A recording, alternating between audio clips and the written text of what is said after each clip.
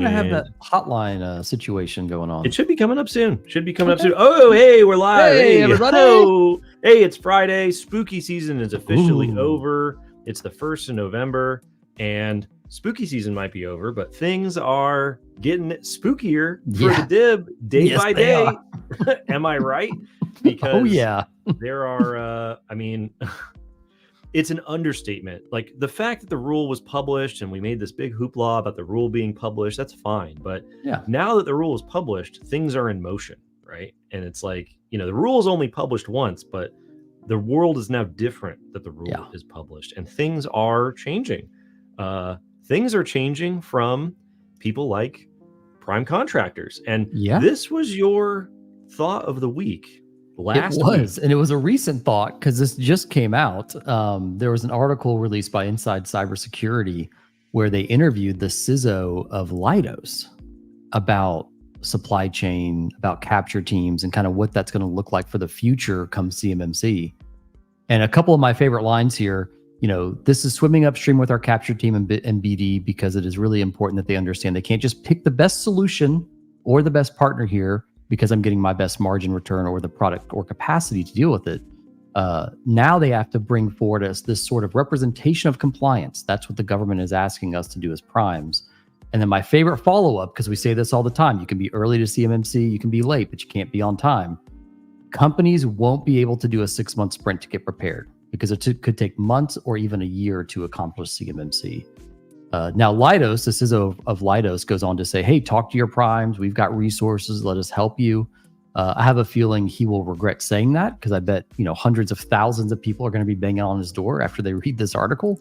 But it just goes to show, like, right now, capture teams at the primes are putting this as a significant priority over other qualifications that you might have to do the work based on where you are on your journey of CMMC. So, but Daniel, it's not in DoD contracts yet.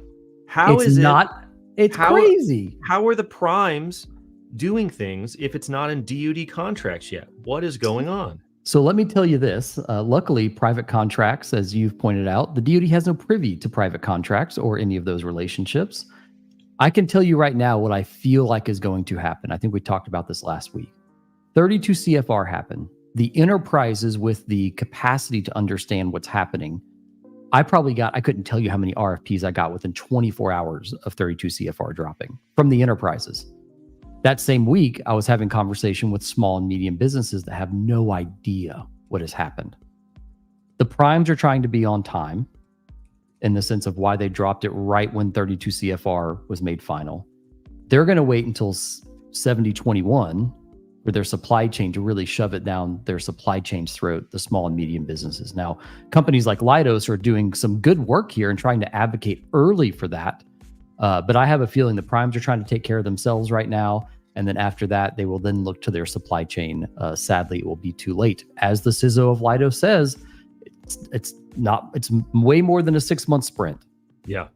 I mean, it's just going to take a long time to do. Yeah, and like you said, DoD doesn't have privity of contract between what the primes do with their subs. And so in my little handy dandy list of quotes from the preamble to the 32 CFR final rule, one of the lines that they repeat most often, let's see here, there's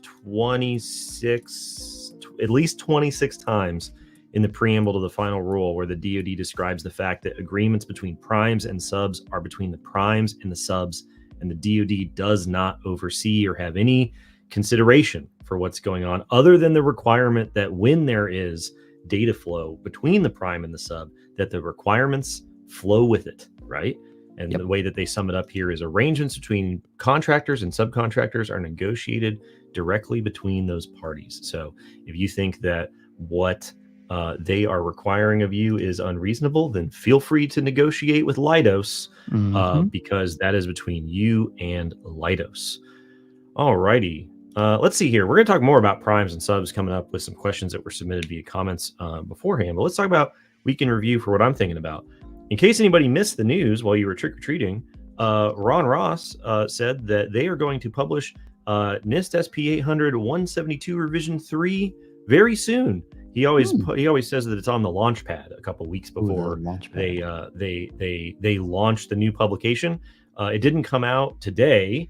I assume it won't come out around the election, and I assume it will come out before Thanksgiving. So I'm going to go with sometime in the middle of November, the second or third week in November, we're going to see the initial public draft of 800-172 revision 3.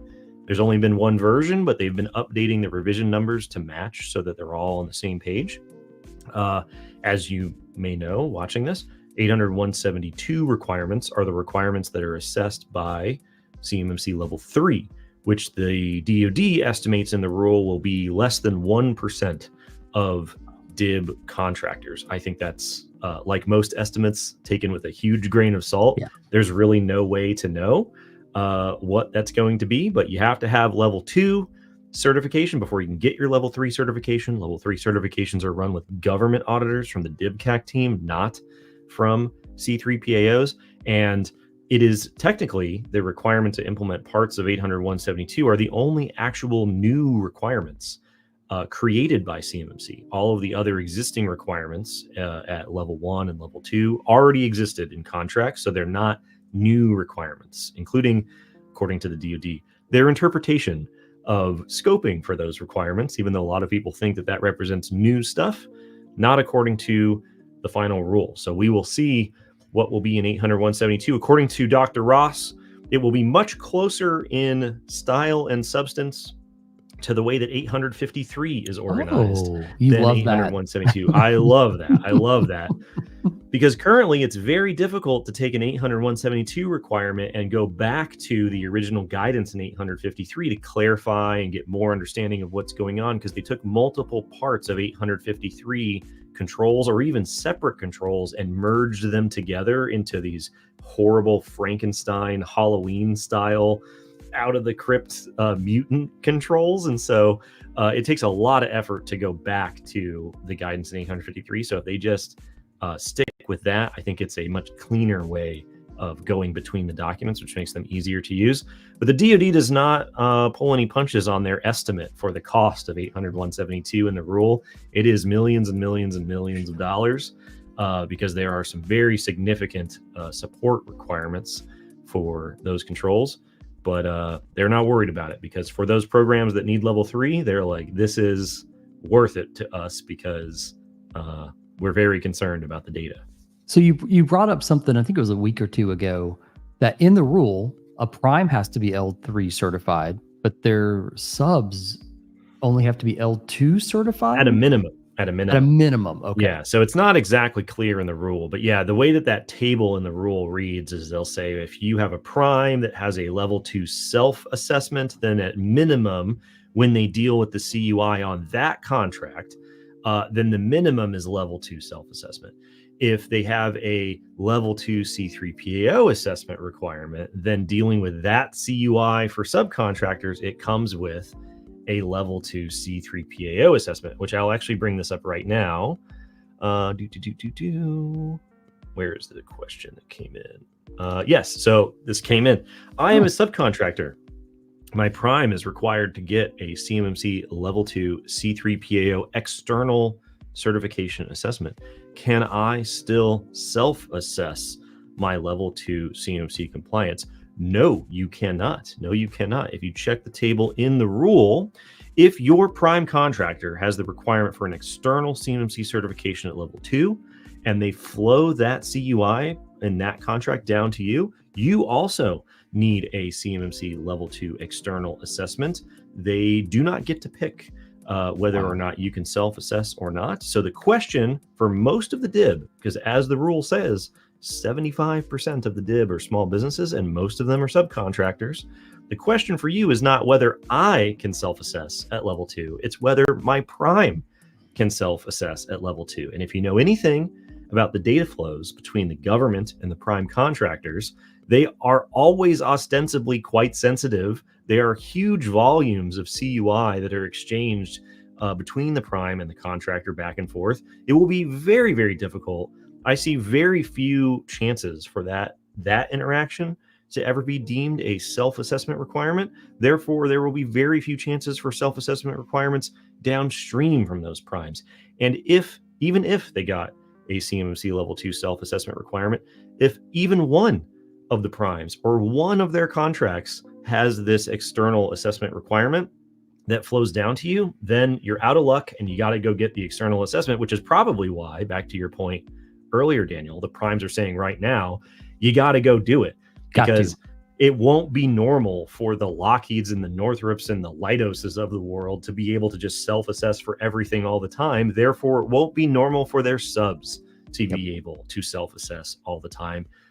Level 2 external C3PO assessments will be the norm because of the way that the final rule is written, because of the way that the data flows work.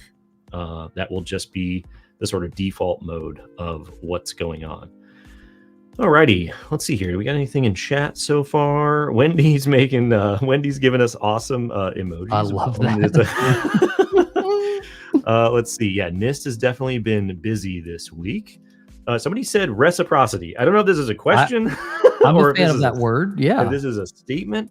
Reciprocity. Reciprocity is not really addressed very well in the final rule. I actually don't know if the word reciprocity even shows up in the rule. If it does, they probably said that it's out of the scope of the final rule. Usually when reciprocity comes up, it comes up in two different situations. People talk about reciprocity between NIST 171 and things like ISO 27001, and they talk about reciprocity between CMMC and FEDRAMP. So as far as NIST 171 and ISO 27001 go, there will never be reciprocity between those two things. It's not going to happen. It won't happen, right? Because you can look in the back of NIST SP 800-171 and see the gaps between NIST SP 800-171 and ISO 27001.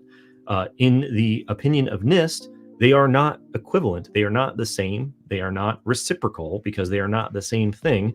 Therefore, there won't be any reciprocity between the program that evaluates 171 as a standard. Just because you have an assessment program for ISO 27001 and an assessment program for NIST SP 800-171 does not make them the same under the hood. And as time goes on and you get into 171 Rev 3 and beyond, that delta between 27001 and 171 will just continue to grow further and further.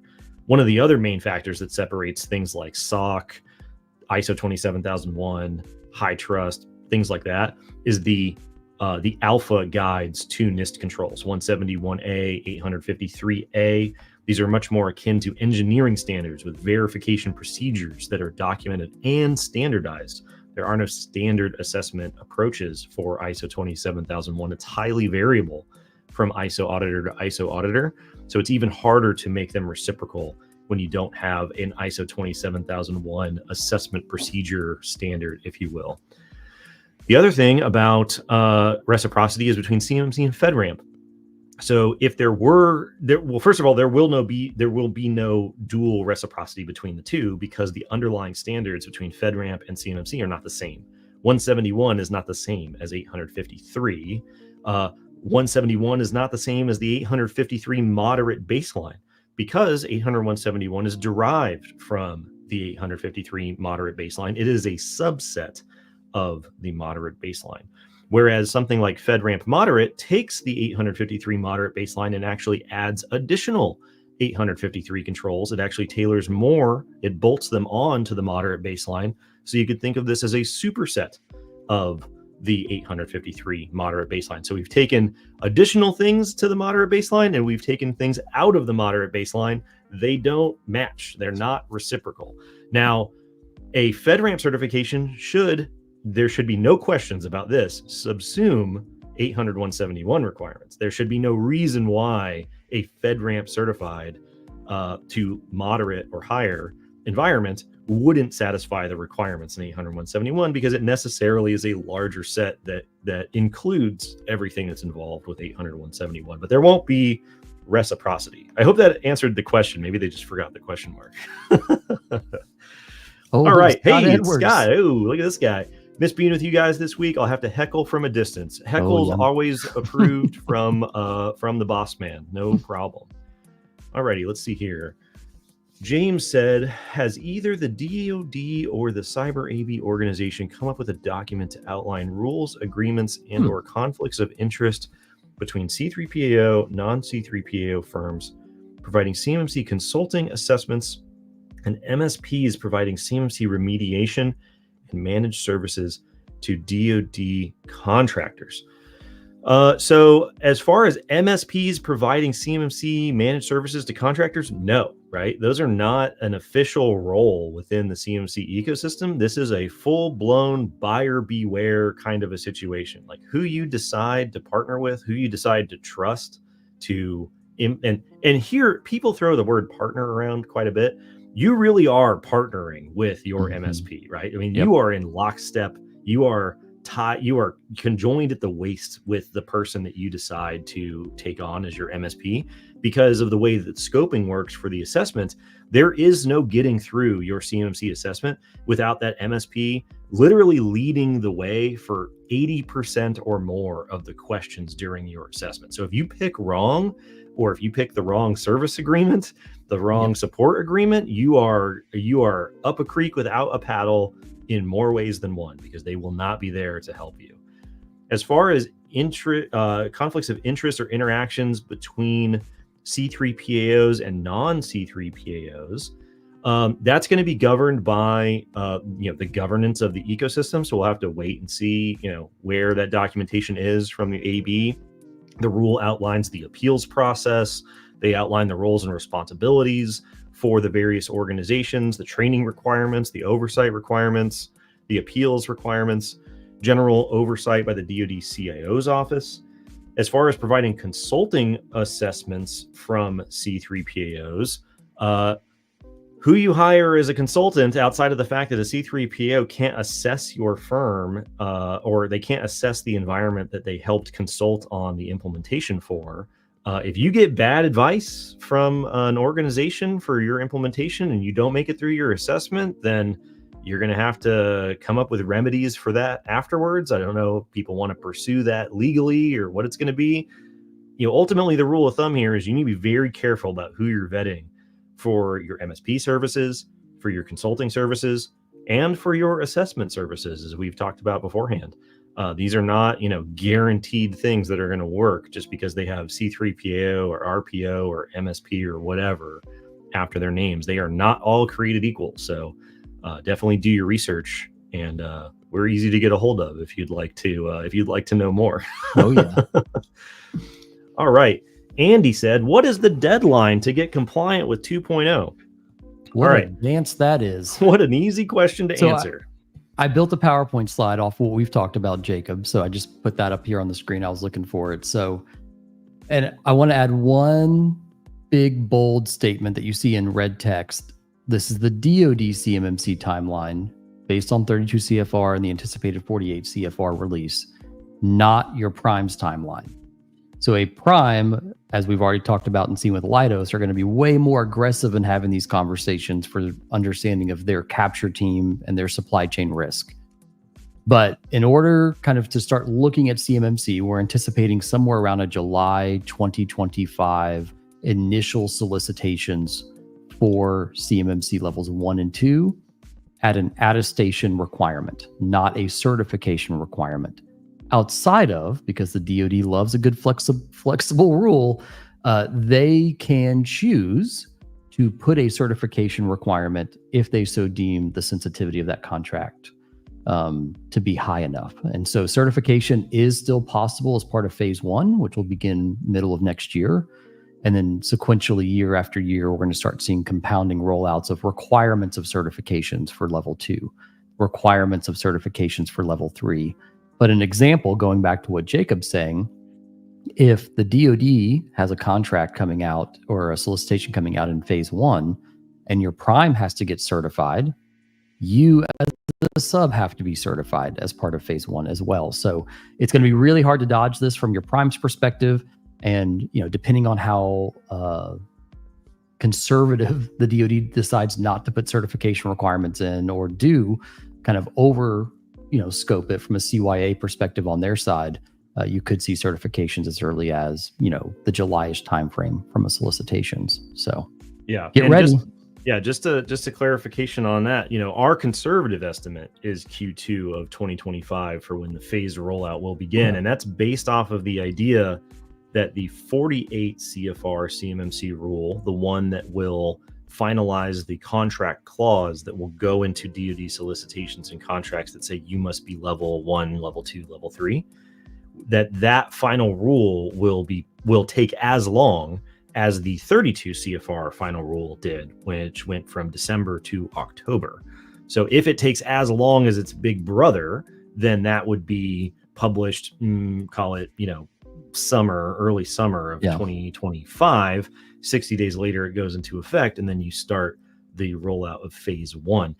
There are a lot of reasons to believe that it will go faster, right? Because it's a smaller rule, it's a narrower scope, there's far fewer public comments.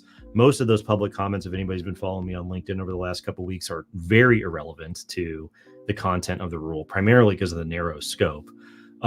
Still legitimate concerns, they're just not relevant to the text of that rule. And so there's a lot of reasons to believe that it'll go faster than that. So it could start even earlier.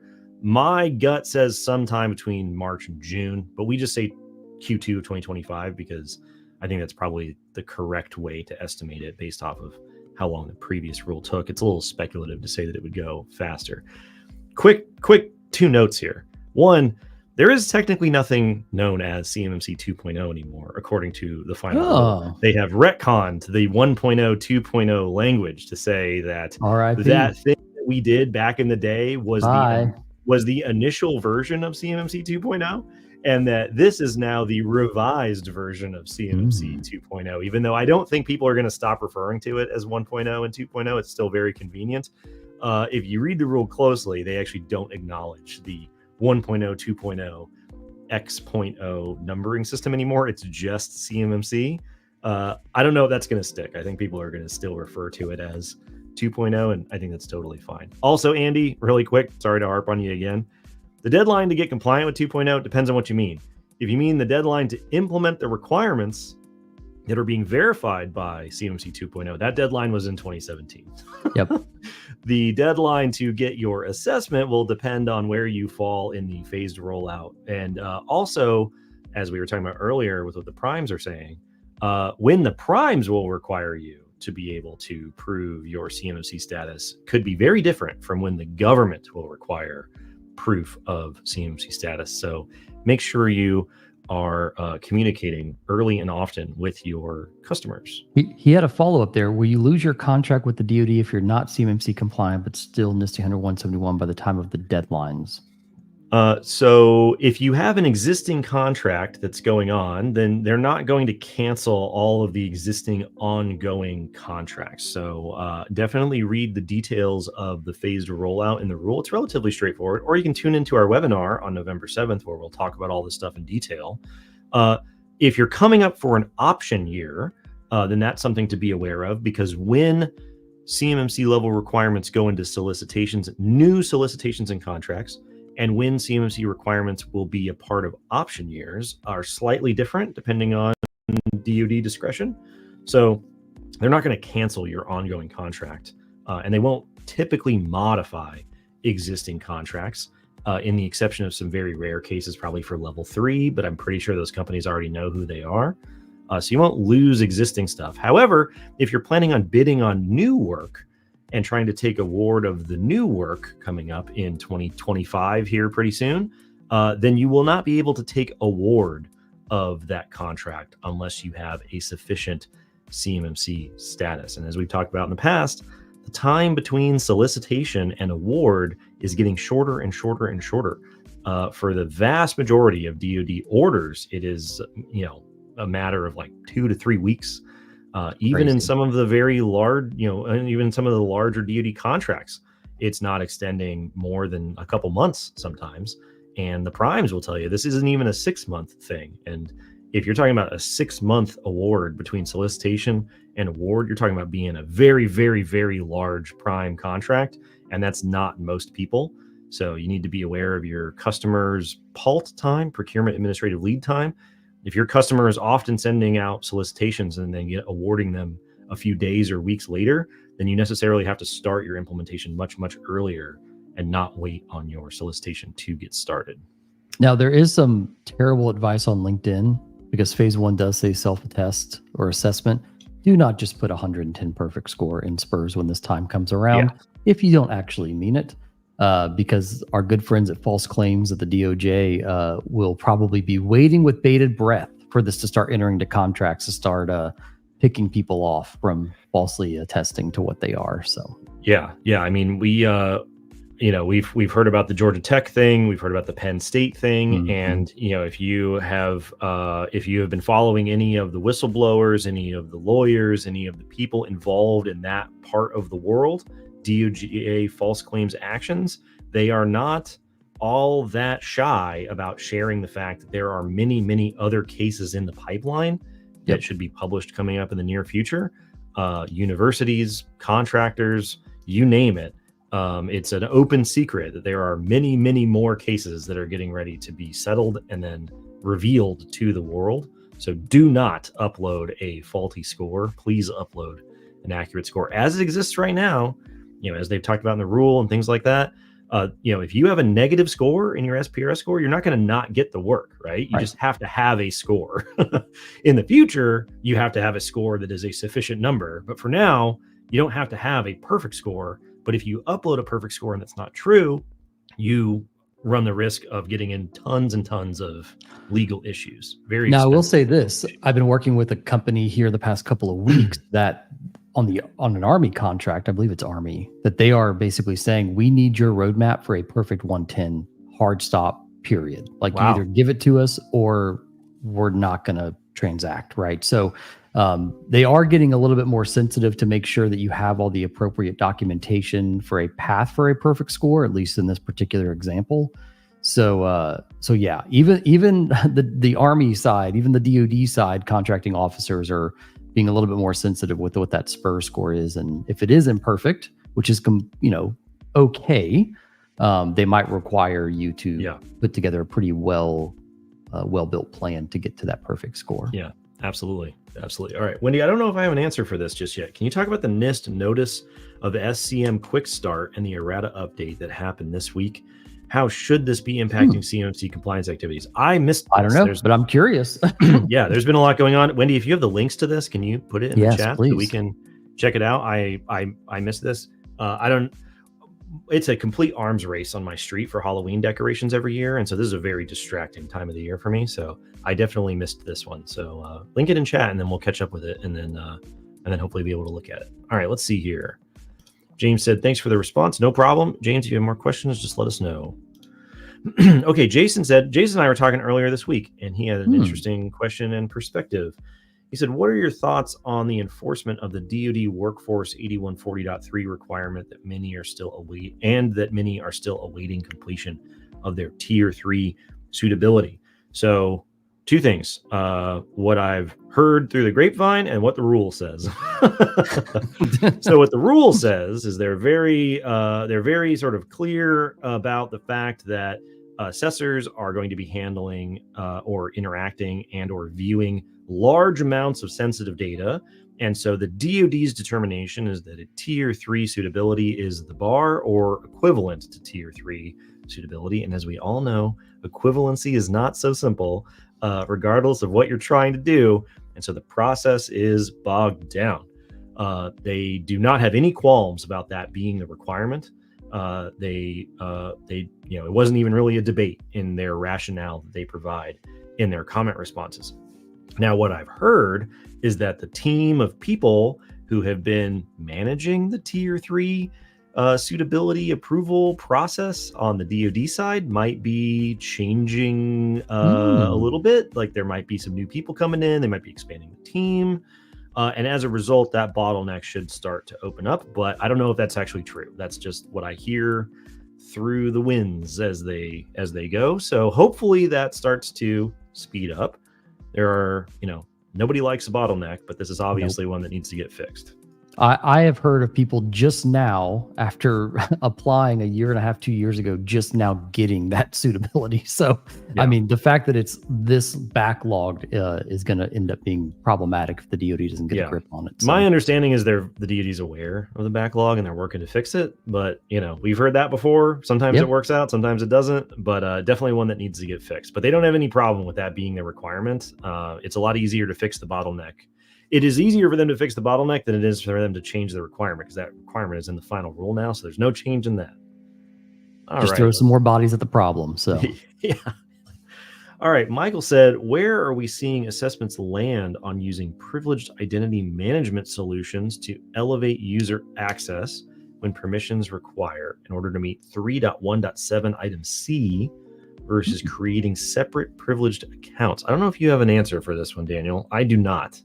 I don't have from an interpretation like when they're defaulting to one over the other. Obviously, as long as you can prove it, I'm pulling up the assessment objective now. I don't know if Joy is in chat. Joy is always on assessments, so she might be able to add thoughts in chat. If she's not here, then we'll note this for her for the podcast at the end of November that she does with Jason for what she's seen with this particular issue during assessments, because Joy sits on tons and tons of assessments all the time, mostly for awareness. But I don't know. I haven't seen this one come up in a while, so I don't have a good answer for it. Specifically, it's non-privileged users are prevented from executing privileged function is the actual assessment objective there. Mm-hmm. So Charlie in chat said he's heard it's possible, but very hard to pull off. So yeah, for sure. Yeah, we'll definitely one that would figure out where they're landing on that. So definitely one that's going to take time. So we'll bring that one up to Joy's attention and probably look into it a little bit more, see if we can get you a good answer. But I don't have one off the top of my head. Sorry. Let's see here. Amy Edwards, look at this. Hey, I've heard suppliers share that their prime was telling them use Prevail to fix the problem. What are the pros and cons? Well, we can talk about it. Let's talk about it because we've got let me find the blog if you want to talk about the answer here, Daniel. I've got all sorts of pretty PowerPoints here. So there we go. I don't know if you can see that or not. So, yep. We talk about this a lot. Like I was actually on a conversation with a company earlier this week, and they were courting ExoStar, and then they were trying to figure out our virtual desktop enclave and like, what are the differences between these two things, right? And I was like, oh, okay, well, that's a great conversation to have and a lot of like really important questions. Because Jacob, you've said this a lot. Everyone in the industry says it a lot. You have to do scoping appropriately. You have to understand your boundary and your data flow to figure out if a tool is going to be a good fit. So Prevail, in the case of this graphic that you see here, and I think Jacob probably has a link to the blog now, is a good tool for what it's built to do, right? Like, I'm not hating against a third-party product that helps in aiding. However, this is where it gets problematic.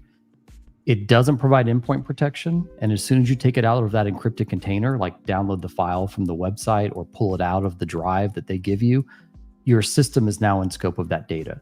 So if you need to pull that data out, open it in AutoCAD, SolidWorks, put it on a USB drive, transfer it in any other way, print it, etc., put it on a file server, you're now immediately in problem because now you've brought assets in scope that you shouldn't want to bring those in scope, right? If you're trying to stay compliant. So Prevail's good at sending a file to a supplier or receiving a file from a supplier, but I would not look at it past then. It is not a silver bullet.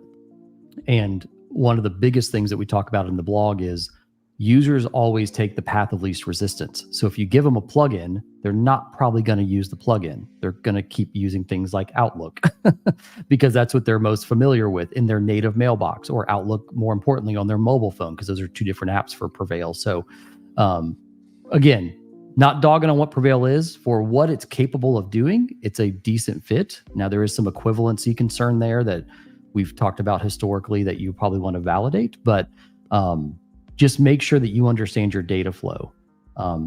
It is very limiting in protecting all the assets that the majority of the companies we talk to actually need protecting. Yeah, absolutely. Alrighty. So that link to that is in the LinkedIn chat, so people can grab it down there if they want to read more on the blog. Let's see here. Charlie said, what are your thoughts on instructors no longer being able to consult or assess? This doesn't strike me as a conflict of interest and unduly impacts the whole community. Is it enforceable? Two different questions. Is it enforceable as DoD policy? That's a bigger question. And I'm not an attorney. My gut says, yeah, they can make, whatever restrictions they want to. It's their ecosystem here.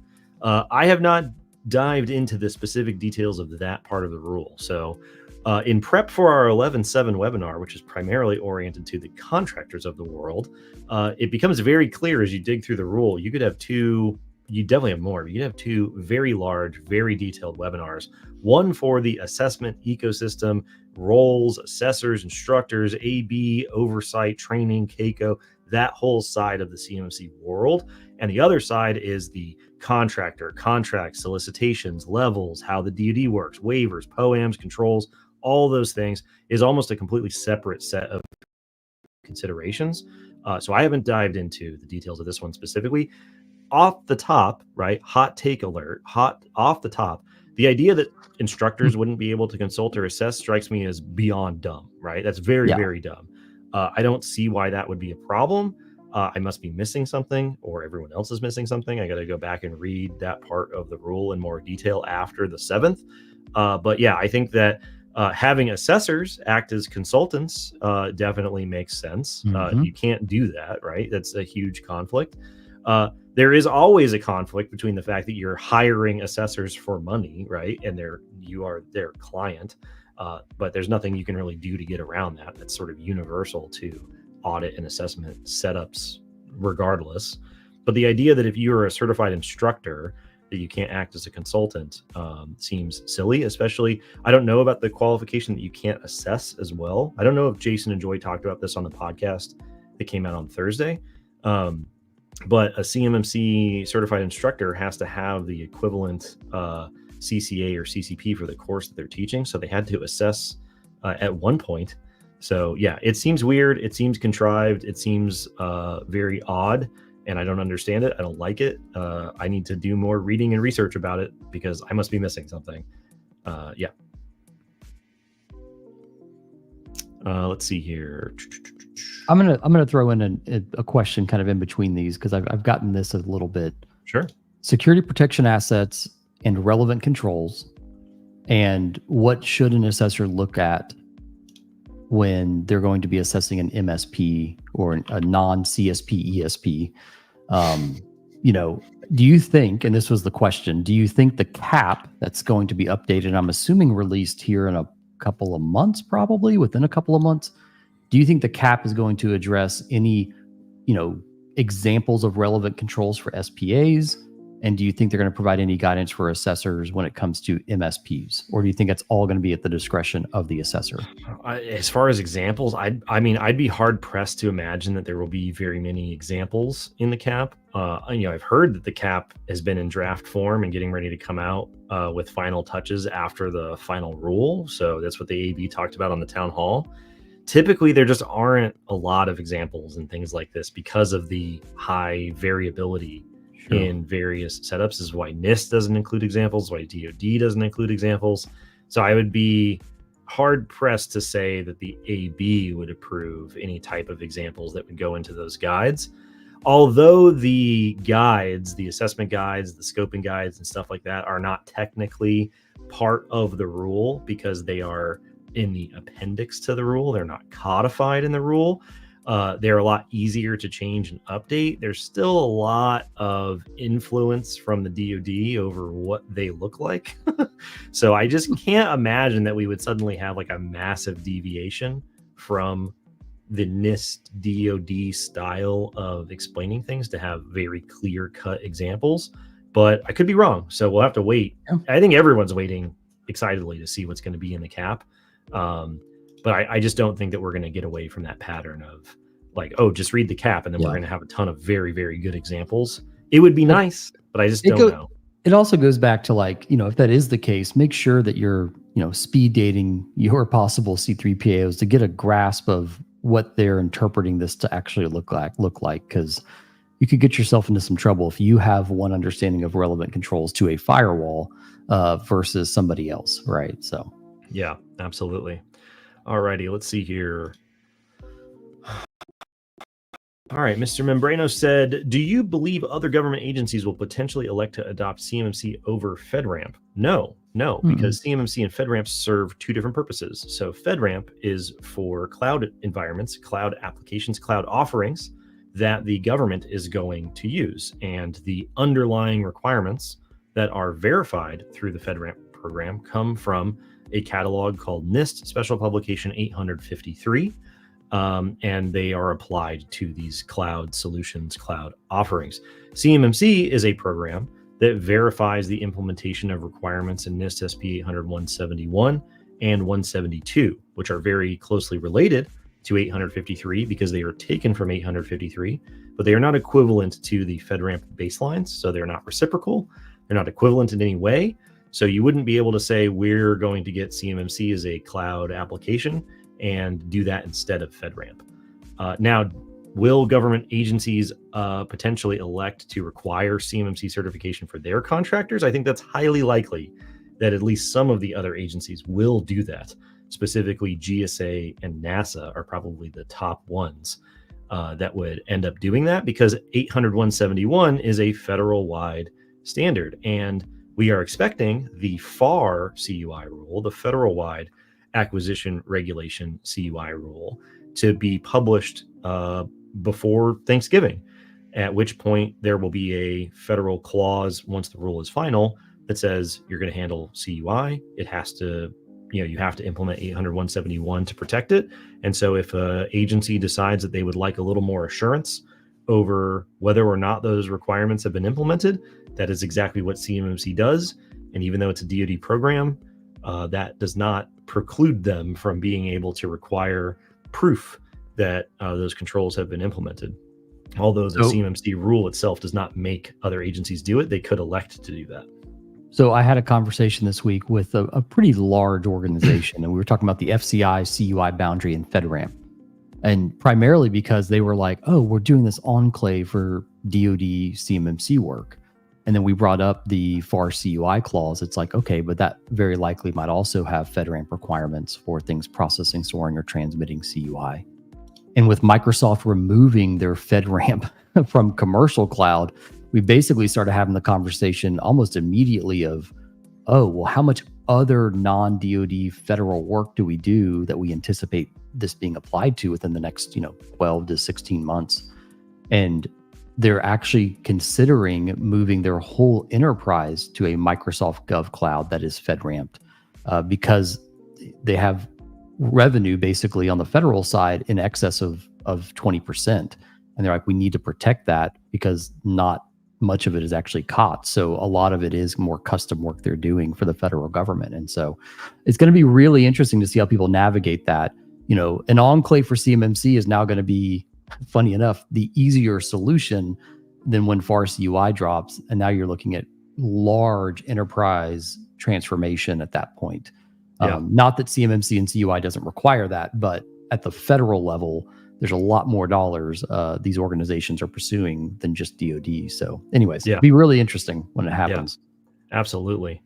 All right. James said, I have an existing DoD contractor that has an existing Air Force contract with the statements DFARS clauses included by reference 252-204-7020 NIST 800-171 assessment requirements as of March of 2022.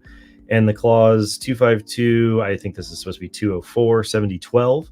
The customer wants to know if they will need CMMC level 2 self-attest or level 2 C3 PAO. Is there a definitive answer based on their current contract? And if not, can their current contract manager provide an answer? Great question. The short answer is there's some leading indicators, but there's no definitive answer. Right. And the contract manager at this time cannot provide clarification because they haven't been given direct guidance on when to include this clause. However, like we talked about before, if they are a sub to a prime, the prime has this contract, the supply chain manager at the prime and probably wants you to be certified quickly. However, you will not know, and Jacob mentioned earlier, if there's an existing contract, unless there's an option year that's going to pop up in 25 or 26, chances are you're not going to see CMMC on that existing contract either. So there's a leading indicator. I would say prepare for it. Regardless, you have to self-attest to all 110 controls, even though you don't have to pay the 20 or 30,000 to go get certified. But yeah, it's going to be a little tricky. Yeah, and as we talked about earlier, there's no real way. If maybe your relationship with your DoD customer can give you some hints. Maybe your relationship with your prime customer can potentially give you an answer. Maybe. But if you are hedging your bets, right? If you wait until the solicitation comes out and it says you need level 2 C3PAO external assessment to prove, you will not have enough time between the time the solicitation comes out and the time the contract is awarded to get your implementation and assessment done.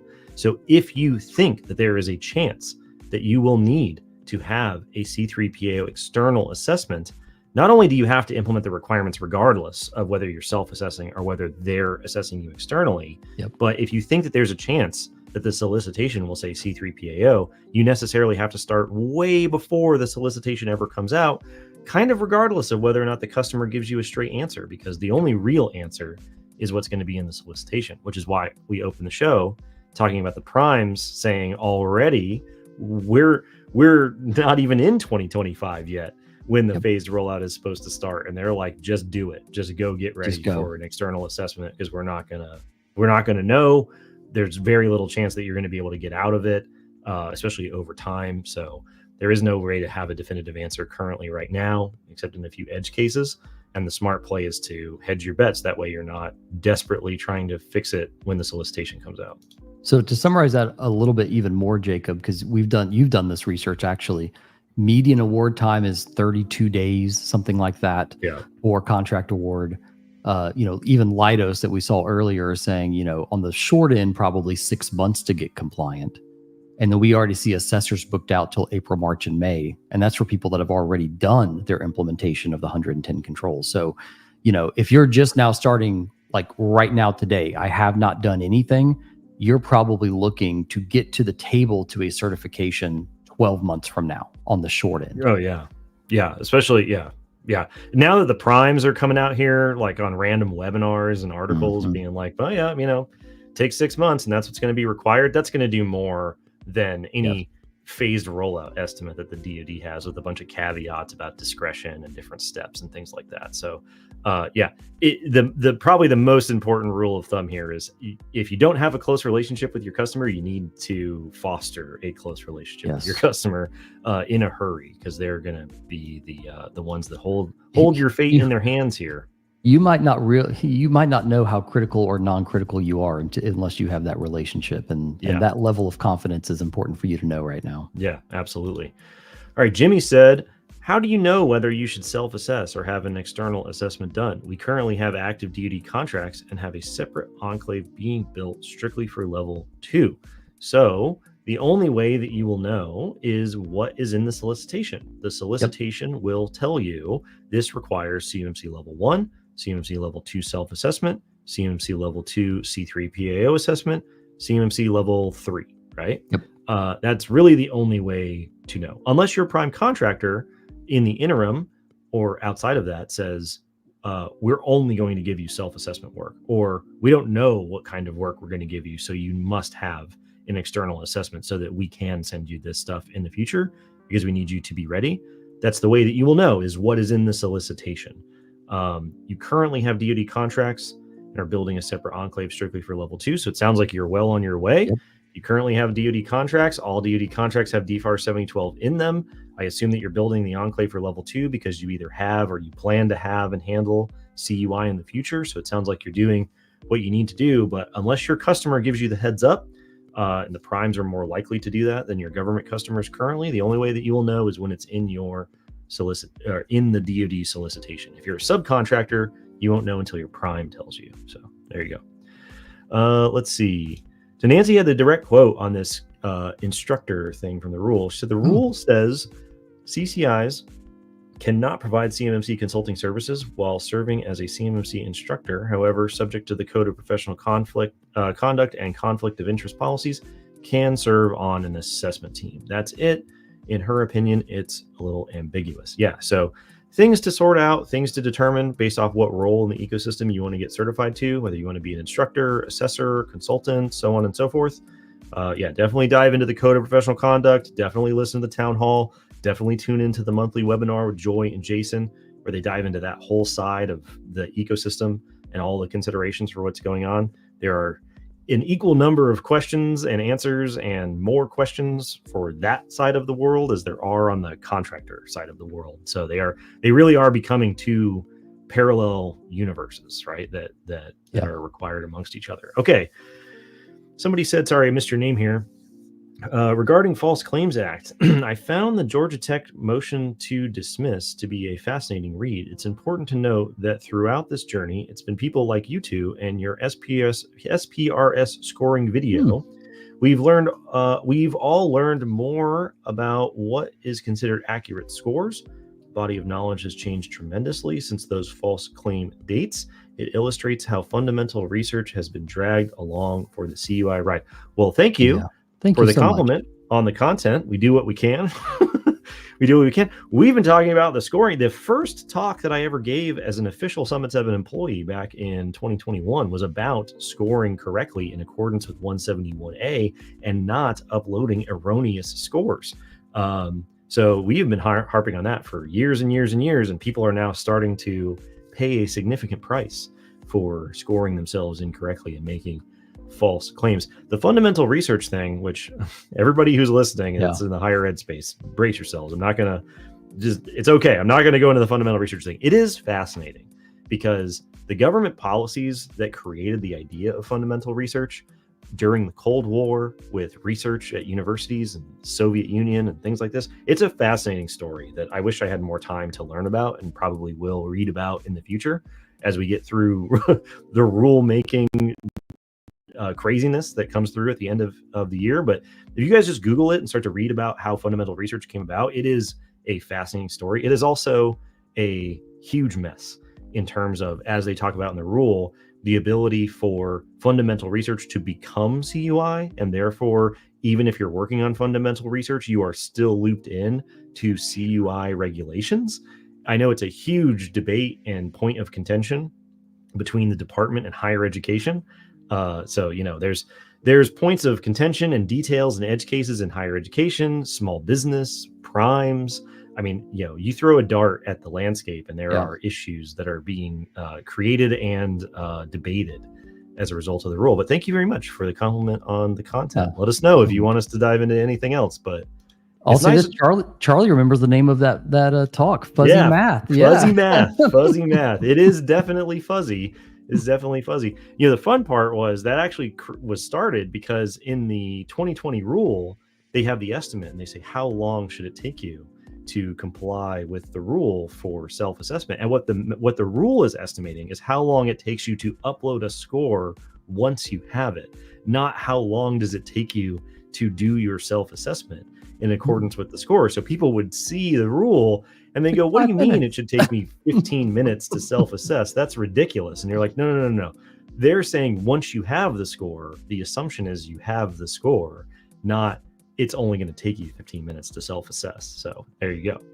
All righty. Let's see. Yeah, 45 minutes. Yeah. I'd have to go. Honestly, I'd have to go back and rewatch the Fuzzy Math talk, but it's some absurdly low number if you think that they're asking you to do the full self-assessment rather than the upload part, which on a related note, actually, now that I think about it, the 48 CFR rule, the times and costs estimated in the rule, they are regarding the amount of time and cost it takes to upload and interact with uploading proof of your CMMC status, not the time and cost it takes to implement, get an assessment, do all of the work to get the result to upload, right? So we're talking about that's why we say that the scope of the rule is very narrow, because we're talking about the point at which you have your score and then you're uploading it into the system, not everything that's come before. So issues and problems with what comes before are real and legitimate, but they are not within the scope of the 48 CFR CMMC rule. Alrighty. Let's see here. So I think we had a couple more that had come in through comments and questions our last 5 minutes here. This is always a classic. Do I need CMMC to bid on contracts? No. Nope. You do not need a CMMC certification, CMMC status, whatever the current language in the rule is. We still have to upgrade our vocabulary and internalize the new way of speaking about it. You do not need CMMC to bid on a contract. You need CMMC to take award of a contract, because you need CMMC to prove that you can protect the data that you will receive and or generate pursuant to that contract. And so This goes all the way back to like 2019. The DoD's original intent was that they don't even want people to bid on these contracts if they aren't able to prove that they have implemented the requirements, but they determined that that was too much burden on industry. It's also too much of a risk to the department for them to say, well, we'll give you the data and then you can just get certified later, right? That's exactly the reason why they're implementing the program. So their compromise was, you can bid, but you can't take award unless you get the cert. Originally, they said you also can't have a POAM. And so it was not all that helpful. Now there's an allowance for a small amount of POAM requirements. So there's a little bit more leeway there. But yeah, you have to have CMMC to take award. But this idea that CMMC is required to bid on a contract has persisted for years and years and years. And it's technically never been part of any CMMC rule that's ever been published. Now, I will say this. We go back to the Leidos thing at the beginning. Capture teams, teaming agreements. Like, they might not let you on unless you're going to have a CMMC certification before too long. Now, I think that's months away, right? You know, at least December 15th, 16th of this year. That's when certs can actually start. But just be aware, like, again, as a prime pursuing a contract award, if they're looking to partner with you, the prime might require you to proactively have that before they decide to work with you. Anyways, just another thought kind of going back to the Leidos, because this is great. The primes have been so quiet on this CMMC thing, outside of sending a CCRA cybersecurity form, hey, fill this out or else. So it's nice to have some more kind of stronger verbiage around that right now. Yeah, absolutely. So one of the questions that came in that's very common is, how will CMMC level requirements be determined for a given contract? So we were talking about, okay, you don't need it to bid on a contract. You do need it to take award of a contract. Somebody asked a question earlier that say, how will I know what level I need?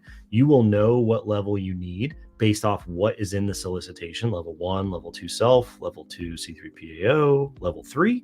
But how do they determine? How do they pick what the level is going to be in any specific contract? And the rule tells us. Now, this is going to be, we're going to put on our thinking caps and we're going to read what the rule says, and then we're going to think about how this is going to play out in real life. So the part of the rule, the part of the regulatory text that we're talking about here is section 170.5 policy.